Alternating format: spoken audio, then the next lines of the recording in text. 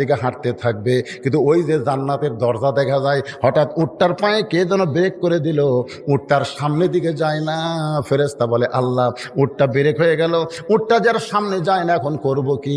আল্লাহ বলে উটটা যদি আপন গতিতে না যায় তাহলে উটটারে টেনে টেনে জান্নাতে নিয়ে যাওয়া লাগবে। ফেরেশতা বলে আল্লাহ, উটটার কি ধরে টানবে? উটের গলায় তো কোনো রশি নাই, উটটা কি ধরে টানবে? উটের টানার মতন তো কিছুই নাই। আল্লাহ বলে ফেরেশতা রে, আমি ফাতেমার ওন্নাটা কিনে জান্নাতের ভিতরে যত্ন করে রেখে দিয়েছি, ওই ওন্নার এক মুড়া উটের গলায় বেঁধে দাও।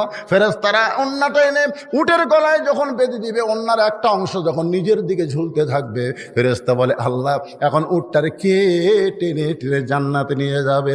আল্লাহ তখন ডাকতে বলবেন, কাঠরের বউ জামিলা রে, উটের পিঠে যখন উঠাই দিবে, উটটা আপন গতিতে জান্নাতের দিকে হাঁটতে থাকবে। কিন্তু ওই